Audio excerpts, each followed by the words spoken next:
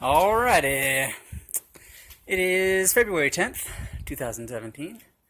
I guess I should say hello. I'm a little fucked up because I've been under the van. I guess it should be messed up. I'm messed up over here, like trying to get dirty. Anyway, today is the day. She is going to, well, I guess I should start out by saying my little space wagon has been really spaced out lately. She hadn't been wanting to go, been having a really hard time starting it in the morning, misfire, poor acceleration. You already know about the drowning out problem. Every time I come near a puddle of water, she just chokes and dies. Anyway, I kind of had found an answer to that, and that answer is indeed, well, I mean, there were several problems. Her distributor, for one, was just a joke. That's an altogether different conversation. It was terrible. I've rectified that problem, and I'm still having other issues. The main issue with 500,000 miles on this little girl, actually it's at 410,000 if I'm honest, but I like to round because she's pretty impressive. Right back here, you gotta see this is like mid-engine, right? So the seat, I always call this the hot seat because it's the only seat in the van that's heated in the wintertime. Engine right there does a quite nice job of keeping your seat warm. But under here is the intake manifold into the head. And I mean, good luck getting to it. I have just about every service manual for this vehicle that there is, and a couple of the service manuals recommend that you stabilize the engine with a jack and then reduce the height of the engine, disconnect it from the motor mounts and reduce the height of the engine by about 2 to 3 inches. And then that gives you, I mean, you can see my hand, I have nothing. So another 2 or 3 inches is really still gonna be nothing. Like I would hate to know what my knuckles look like after that.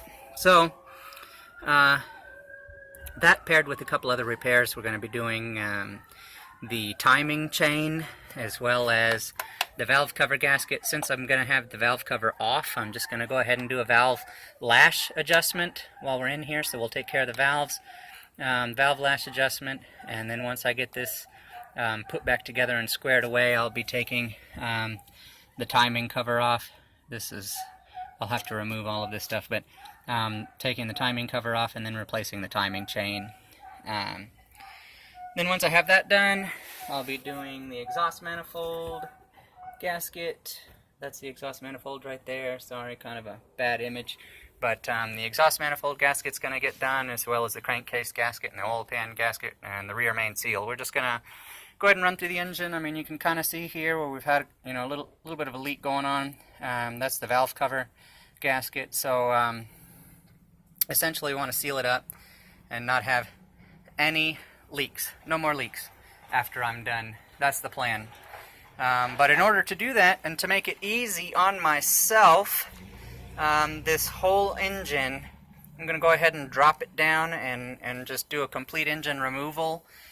Put the engine on a stand, or, you know, this guy actually is a bike stand, motorcycle stand. Yeah, you like my mechanic shoes? I do everything in these, climbing mountains and mechanicking, engine removals included. Anyhow, I'm going to put the engine on this bike stand and wheel it out from under the van. That's why I've kind of got it really jacked up here. I've only just begun, so I'll do another video in a little while once I get the wiring harnesses labeled and disconnected. On the other side, I've got a lot of like vacuum lines that I'll have to label each of them and then disconnect them so that when I get the engine back into place, I'll be connecting them in their proper location. At the same time, I'll identify any areas that, you know, maybe dry rotted or in severe condition, and just go ahead and replace those vacuum lines at the same time. Other than that, I mean, I guess that's the story. Once I get it put back together, it should idle better, it should accelerate better, and best of all, it won't have any engine oil leaks.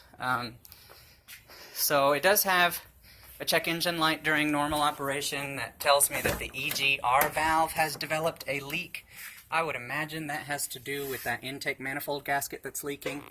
And then here we are on the dash. You can see 409,500 miles. It has been doing a phenomenal job. I've owned this van for about 2 years, and I myself have put, I don't know, 35,000 miles on it or more, and I've been really impressed.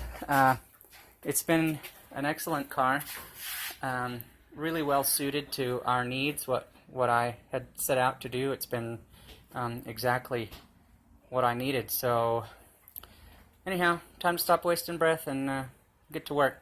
I'll do another video in a little while once I have some of the vacuum lines pulled loose and some of the other engine wiring harness stuff pulled loose. If anyone else is out there working on one of these, I